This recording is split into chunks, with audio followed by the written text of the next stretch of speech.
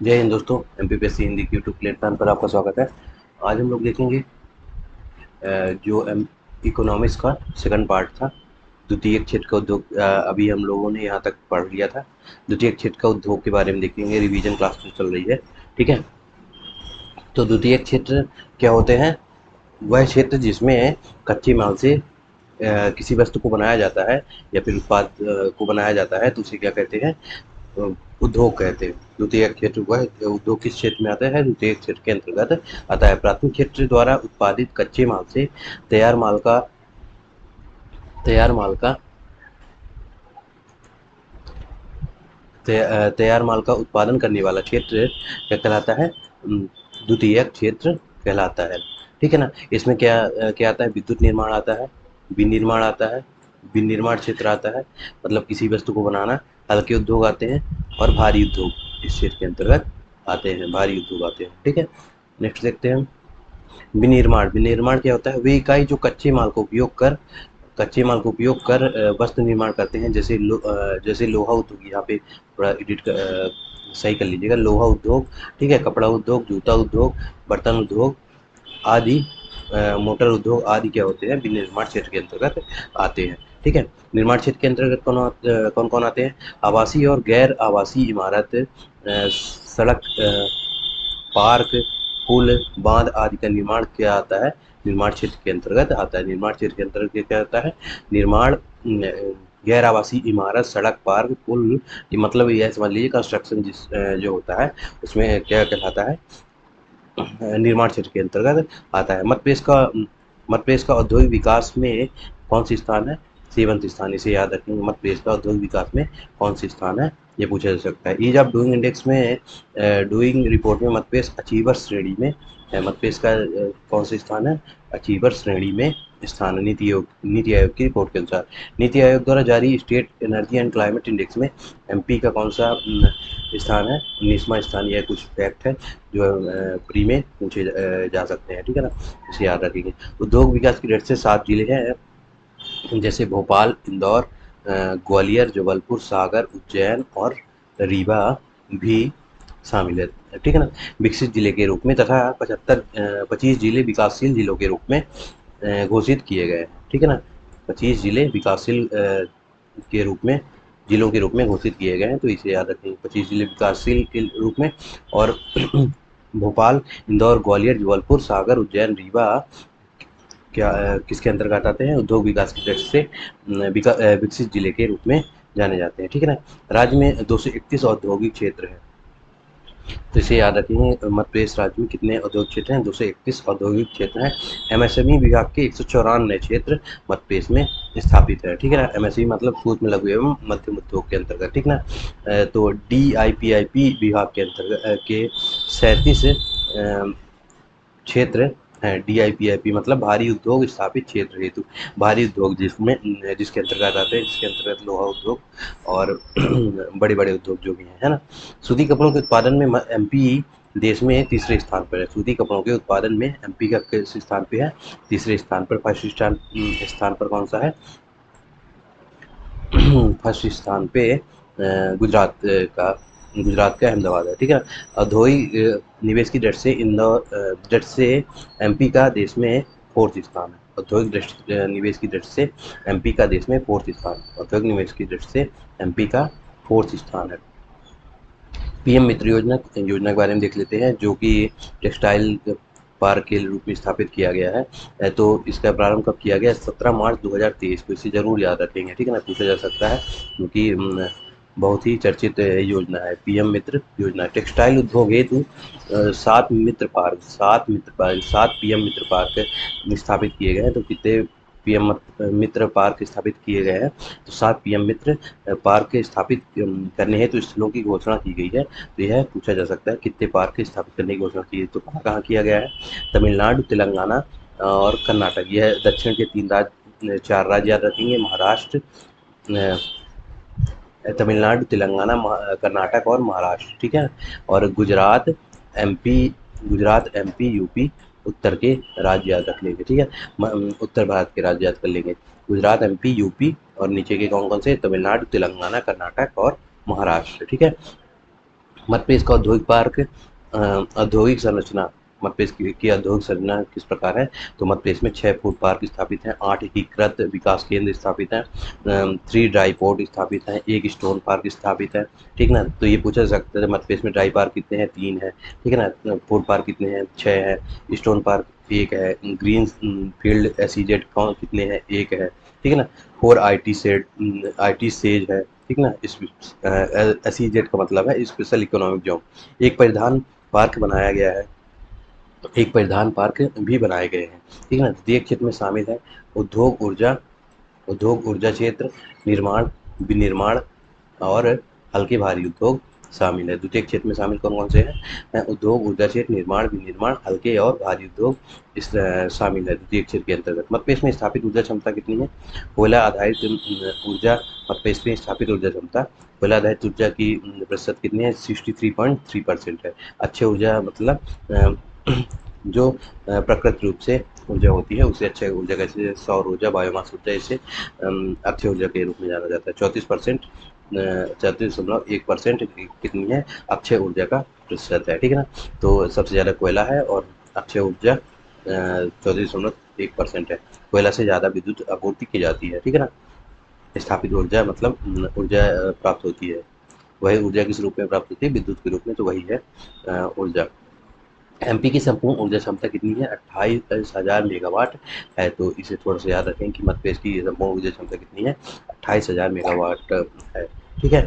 मध्य प्रदेश संपूर्ण नवीकरणीय ऊर्जा आपूर्ति, मध्य प्रदेश संपूर्ण नवीकरणीय ऊर्जा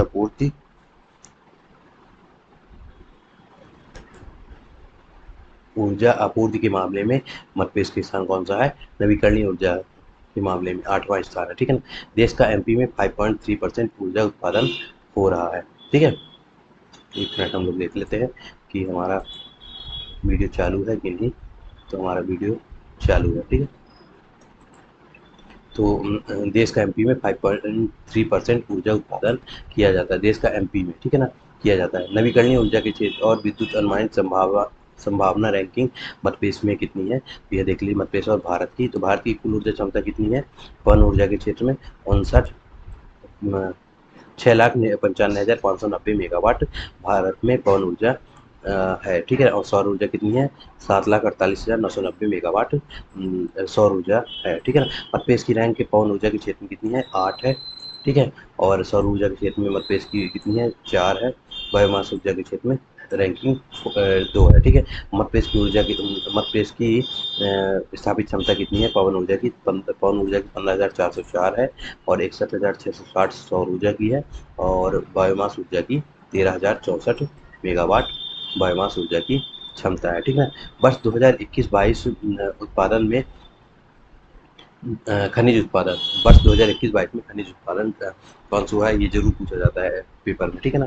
तो हीरा व मैंगनीज का फर्स्ट स्थान है। हीरा व मैंगनीज में मध्य प्रदेश खनिज उत्पादन में फर्स्ट स्थान है। रॉक फॉस्फेट चूना पत्थर के उत्पादन में सेकंड स्थान है। कोयला में थर्ड स्थान है। कोयला 3 वर्ड है तो याद रखिएगा। इसमें तीसरा स्थान है। ठीक है? हीरा में 2 शब्द हैं। तो हीरा तो वैसे भी फर्स्ट रैंकिंग पे ही आता है। मैंगनीज भी अपने बालाघाट में फर्स्ट रैंकिंग पे है। ठीक है ना? तो इसे याद रखेंगे। सकल कोयला उत्पादन में फोर्थ स्थान है। लौह अयस्क में याद रखेंगे 5th स्थान है। बॉक्साइट में 6 स्थान है। ठीक है ना? बॉक्साइट में 6 स्थान है। लोहा में 5वां स्थान है। पिछले साल ही पूछा गया था 2022 के पेपर में। ठीक है ना? अब 2024 का पेपर 23 जून को होने वाला है तो हम लोग रिवीजन इसको कंप्लीट करते हैं। निर्यात तैयारी सूचकांक यूनिट 6 यूनिट 10 हम स्टार्ट करेंगे कल से। ठीक है ना? निर्यात तैयारी सूचकांक नीति आयोग मध्य प्रदेश का 12वां स्थान है। निर्यात तैयारी सूचकांक में मध्य प्रदेश का 12वां स्थान है। मध्य प्रदेश से निर्यात वस्तुएं कौन कौन सी की जाती हैं? तो फर्स्ट में दवा की जाती है। सेकंड में कपास व सूती उद्योग किया जाता है। थर्ड में रेडीमेड कपड़े किए जाते हैं। ठीक है ना? द्वितीयक क्षेत्र में कौन कौन सा आता है? यह सेवा क्षेत्र के नाम से भी जाना जाता है जहां उत्पादन न होकर सेवाएं प्रदान की जाती हैं। तृतीयक क्षेत्र के अंतर्गत क्या किया जाता है? सेवाएं प्रदान की जाती है जैसे पर्यटन, परिवहन, बीमा बैंकिंग, शिक्षा और संचार। यह किसके अंतर्गत आते हैं?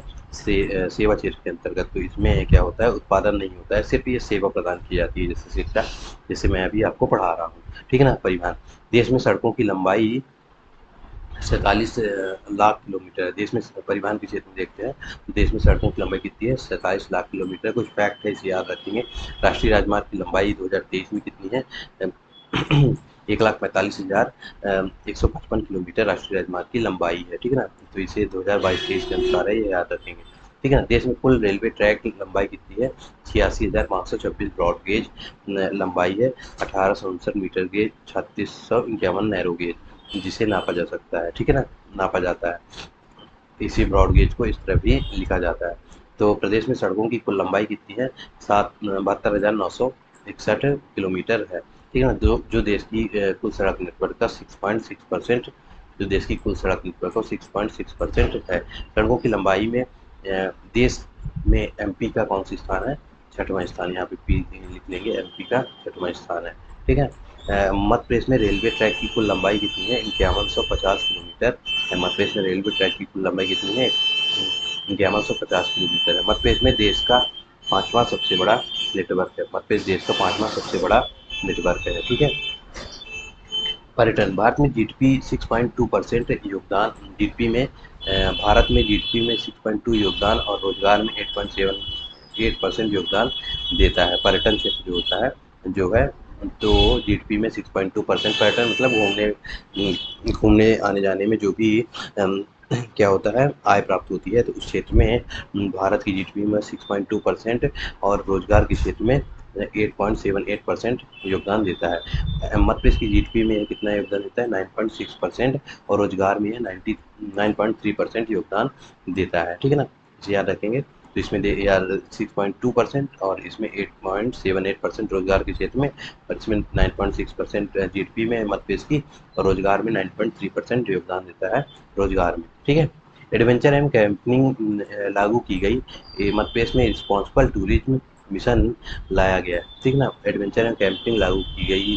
ठीक है, और मध्य प्रदेश में रिस्पॉन्सिबल टूरिज्म मिशन लाया गया है। ठीक है ना, पर्यटन के क्षेत्र में यह किया गया है कार्य। वन रिपोर्ट 2021 के अनुसार, वन स्थिति रिपोर्ट 2021 के अनुसार मध्य प्रदेश का वन क्षेत्रफल 77,492 किलोमीटर है। इसे याद रखेंगे, जरूर पूछा जाता है। वनावरण में देश में प्रथम स्थान इसका है, एमपी के स्थान है वनावरण में। ठीक है ना, भारत की कुल वन भूमि का लगभग 10.8% इसके अंतर्गत आता है। भारत की कुल वन भूमि जो होती है, तो मध्य प्रदेश की भूमि का 10.8% भाग आता है। सुशासन सूचकांक में भारत सरकार सुशासन सूचकांक में भारत सरकार कार्मिक विभाग 25 दिसंबर 2021 में प्रारंभ हुआ। सुशासन सूचकांक भारत सरकार कार्मिक विभाग के द्वारा 25 दिसंबर 2021 को प्रारंभ किया गया है। मध्य प्रदेश का स्थान ग्रुप बी राज्यों में प्रथम स्थान पर आता है। ग्रुप बी राज्यों में प्रथम स्थान पर आता है सुशासन सूचकांक में। लीड्स विभिन्न राज्यों में लॉजिस्टिक सुगमता 2023 में 5वां संस्करण 3 श्रेणियों में जारी किया गया है, जिसमें सफल राज्यों में 13 राज्य हैं। तेजी से आगे बढ़ने वाले राज्य में मध्य प्रदेश शामिल है। ठीक है ना, जो कि आकांक्षी राज्य के अंतर्गत आता है। ठीक है। एसडीजी भूमि पर जीवन, सस्टेनेबल डेवलपमेंट गोल 15 भूमि पर जीवन क्या है? नीति आयोग द्वारा प्रकाशित एसडीजी इंडिया इंडेक्स 3.0 में मध्य प्रदेश का कौन सा स्थान है? सेकंड स्थान है। मध्य प्रदेश का सेकंड स्थान, याद रखेंगे। ठीक है ना, अपन लोग इसके आगे देखेंगे। एक सेकंड, ये दूसरी इसमें। ठीक है ना, तो यह क्या है? मध्य प्रदेश का जो यूनिट 6 का सेकंड टॉपिक है, मध्य प्रदेश की जनसंख्या। ठीक है ना, इसमें आप लोग देख भी सकते हैं। ये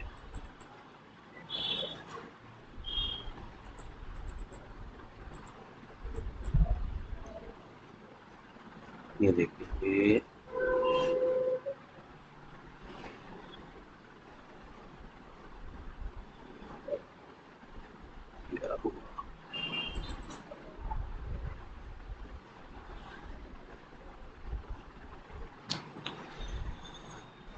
थोड़ा आगे आ गया, एक मिनट। मेंस का सिलेबस खुल गया, प्री का अपन लोग अभी देखेंगे। ठीक है ना, ये है आपका हिंदी वाला, ये देखिए। ठीक है ना, मध्य प्रदेश की जनसंख्या व मानवीय संसाधन। ठीक है, इसे हम लोग अभी देखेंगे। कौन सा? मध्य प्रदेश की जनसंख्या व मानवीय संसाधनों का विकास, शिक्षा, स्वास्थ्य एवं कौशल के बारे में हम लोग अब देखेंगे। ठीक है, चलिए देखते हैं ये। तो मध्य प्रदेश की जनसंख्या, मानवीय संसाधनों का विकास, शिक्षा, स्वास्थ्य एवं कौशल। मानव के विकास का तात्पर्य स्वस्थ शरीर एवं विकसित बौद्धिक क्षमता से है। ठीक है ना, मानव के विकास का तात्पर्य क्या है? स्वस्थ शरीर एवं विकसित बौद्धिक क्षमता से है। यह विकास की मानवीय उन्नति के पर ध्यान केंद्रित करने की अवधारणा है। ठीक है ना, मानव का विकास किस पर आधारित है? स्वस्थ शरीर एवं विकसित बौद्धिक क्षमता पर आधारित है। ठीक है, सन 1990 में दो अर्थशास्त्री जो है अर्थशास्त्री प्रोफेसर महबूब उल हक एवं प्रोफेसर अमर सेन ने मानव विकास की अवधारणा प्रस्तुत की थी। ठीक है ना, इन्हें अमर सेन को क्या दिया गया है? नोबेल पुरस्कार भी दिया गया है। ठीक है, स्वस्थ शरीर के लिए पोषण और स्वस्थ सेवाओं की आवश्यकता होती है, जबकि विकसित बौद्धिक क्षमता के लिए शिक्षा और कौशल की आवश्यकता होती है। ये थोड़ा सा थ्योरी है, तो इसे याद रखेंगे। ट्री के लिए समझ लेंगे। स्वस्थ शरीर के लिए पोषण और स्वस्थ सेवाओं की आवश्यकता होती है। यह आप लोगों को पता है। स्वस्थ शरीर के लिए पोषण, अच्छा खाना और स्वस्थ सेवाओं की आवश्यकता होती है, जबकि विकसित बौद्धिक क्षमता के लिए शिक्षा और कौशल की आवश्यकता होती है। ठीक है ना, मानवीय विकास के अंतर्गत क्या आते हैं? शारीरिक और बौद्धिक आती है। शारीरिक के अंतर्गत पोषण और स्वास्थ्य आता है, बौद्धिक के अंतर्गत शिक्षा और कौशल आता है, तो जिससे मानवीय विकास होता है। इस कारण मानव विकास के आधार स्तंभों के रूप में शिक्षा, स्वास्थ्य एवं कौशल को स्वीकार किया गया है। मानव विकास सूचकांक के 3 आधारभूत आयाम हैं, जिसमें दीर्घ एवं स्वास्थ्य जीवन के अंतर्गत स्वास्थ्य आता है, ज्ञान प्राप्त करना के अंतर्गत शिक्षा आता है, शिष्ट एवं शालीन जीवन में क्या आता है? व्यक्ति और कौशल आता है। ठीक है, स्कूल शिक्षा के अंतर्गत राष्ट्रीय उपलब्धि सर्वेक्षण 2021 स्कूल शिक्षा के बारे में हम लोग देखते हैं। तो राष्ट्रीय उपलब्धि सर्वेक्षण 2021 के अनुसार मध्य प्रदेश राज्य प्राथमिक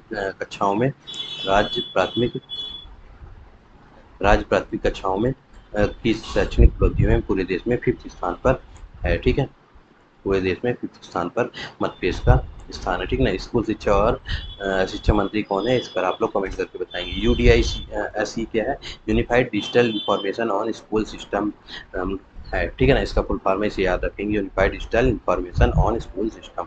unified digital information on school system है। ठीक है ना, तो क्रेडिट अनुसार 2021-22 में राज्य में स्कूलों के डेटा को दर्शाता है UDISE। ठीक है ना, इसके अनुसार 160 लाख बच्चे 1,25,582 स्कूलों में नामांकित है, तो इसे याद रखेंगे आप लोग। ठीक है, थोड़ा तेज पढ़ाया जा रहा है क्योंकि ये रिवीजन क्लास है। ठीक है ना, अपने को 23 जून को टारगेट करना है। भारत में साक्षरता दर कितनी है? 73% है। मध्य प्रदेश में 69.32% है। महिलाओं की साक्षरता कितनी है? 60% के लगभग 59 पॉइंट है। ठीक है, तो पुरुषों की कितनी है? 80.5% है। ग्रामीण क्षेत्र में साक्षरता दर कितनी है? 63.94, और शहरी क्षेत्र में 82.85% शहर के लोग ज़्यादा पढ़ते हैं। इसका मतलब 2021-22 में मध्य प्रदेश में स्कूलों की संख्या कितनी है? 62,413 है मध्य प्रदेश में स्कूलों की संख्या। उच्च प्राथमिक स्कूल में 65,106 है। ठीक है, माध्यमिक स्कूल में 8306 स्कूल स्थापित है, और उच्चतर माध्यमिक में 9,757 स्कूल है। कुल 1,25,582, जिनमें 160 लाख बच्चे नामांकित हैं अभी मध्य प्रदेश में। ठीक है ना, 2022-23 की रिपोर्ट में नामांकन 2021-22 में प्राथमिक कक्षा में 1 से 5 तक की जो कक्षा होती है उसमें कितने बच्चे हैं? 38 लाख बच्चे हैं, और बालिका 35 लाख है। टोटल कितने हैं? 73। उच्च माध्यमिक शिक्षा मतलब 6 से 8 तक की क्लास में 21 लाख बच्चे बालक हैं, और 20 लाख बालिका हैं, 42 लाख टोटल है।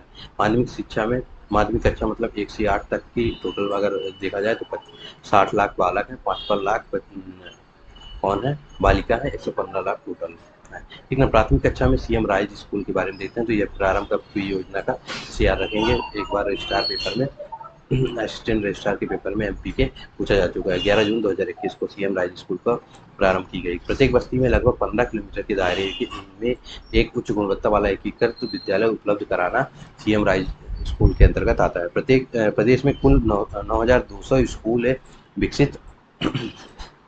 विकसित किए जा रहे हैं। प्रदेश में कुल 9,200 स्कूल विकसित किए जा रहे हैं। 370 स्कूल का संचालन प्रारंभ हो चुका है। 370 स्कूलों का संचालन प्रारंभ हो चुका है। शैक्षणिक गतिविधि से उपस्थिति में 7% वृद्धि दर्ज की गई है। शैक्षणिक गतिविधि में से उपस्थिति में 7% वृद्धि दर्ज की गई है। ठीक है। राष्ट्रीय शिक्षा नीति 2020 के अंतर्गत एनईपी लागू करने वाला एमपी जो सेकंड राज्य है। एनईपी नेशनल एजुकेशन पॉलिसी लागू करने वाला मध्य प्रदेश कौन सा राज्य है? सेकंड राज्य। फर्स्ट राज्य कौन सा है? कर्नाटक है। फर्स्ट राज्य कौन सा है? कर्नाटक। इसे याद रखेंगे। स्कूल शिक्षा विभाग मंत्री की अध्यक्षता में टास्क फोर्स का गठन किया गया है। एनईपी के तहत एक राज्य पाठ्यक्रम की रूपरेखा और अप्रैल 2022 में एनसीईआरटी को प्रस्तुत की गई है। ठीक है ना। एनपीई के तहत एक राज्य पाठ्यक्रम की रूपरेखा एनसीईआरटी को प्रस्तुत की गई है एनईपी के द्वारा। ठीक है ना। गोंडी, भीली, कोरकू आदि स्थानीय जनजाति बोलियों में प्राथमिक स्तर पर जोड़ा गया प्राइमरी का विकास किया गया है। मतलब गोंडी, भीली, कोरकू भाषाओं में भी प्राथमिक स्तर पर शिक्षा प्रदान की जाएगी। ठीक है ना।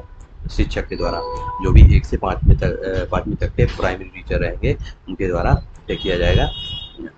गोंडी, भीली, कोरकू आदि भाषाओं पर शिक्षा दी जाएगी मध्य प्रदेश में। ठीक है ना। मध्य प्रदेश में और भारत में। ठीक है। उत्कृष्टता एक्सीलेंस स्कूल के बारे में देखते हैं तो इसका प्रारंभ कब हुआ था?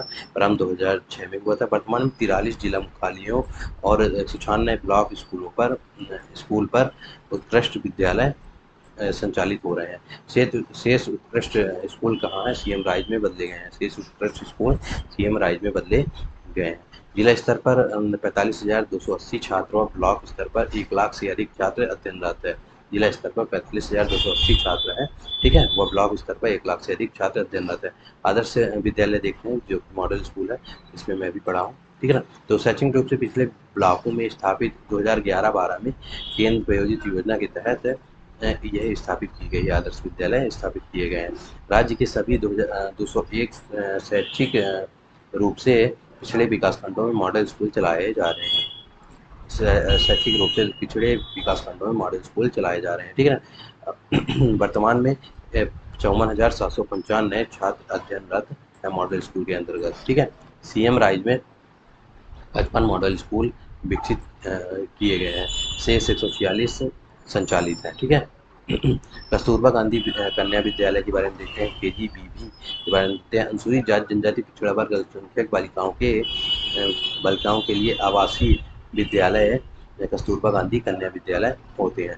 मध्य प्रदेश में 207 आवासीय केजीबीवी और अतिरिक्त 326 कन्या छात्रावास 24 कन्या छात्रावास स्थापित किए गए हैं, जिनमें 56,000 लड़कियां लाभान्वित हो रही हैं। इन विद्यालयों में यूनिसेफ के सहयोग से स्पोर्ट्स फॉर डेवलपमेंट स्कीम लागू की गई। इन विद्यालयों में यूनिसेफ के सहयोग से स्पोर्ट्स फॉर डेवलपमेंट स्कीम लागू की गई। केजीबीवी स्कूलों में मतलब कस्तूरबा गांधी कन्या विद्यालय में स्थापित की गई। एक परिसर एक शाला के अंतर्गत प्रारंभ कब हुई है कि यह योजना 2022 में प्रारंभ हुई है। 2022 में 35,000 स्कूलों में स्थित लगभग 16,000 परिसरों की पहचान की गई है और एक परिसर एक शाला के रूप में विलय कर दिया गया है। 2022 में 35,000 स्कूलों में स्थित लगभग 16,000 परिसरों की पहचान की गई है और एक परिसर एक शाला के रूप में विलय कर दिया गया है। सुपर 100 योजना देखते हैं तो 10वीं कक्षा में 70% अंक प्राप्त करते हैं जो छात्र या छात्रा 70% अंक प्राप्त करते हैं तो उन्हें एक चयन परीक्षा के माध्यम से प्रवेश दिया जाता है।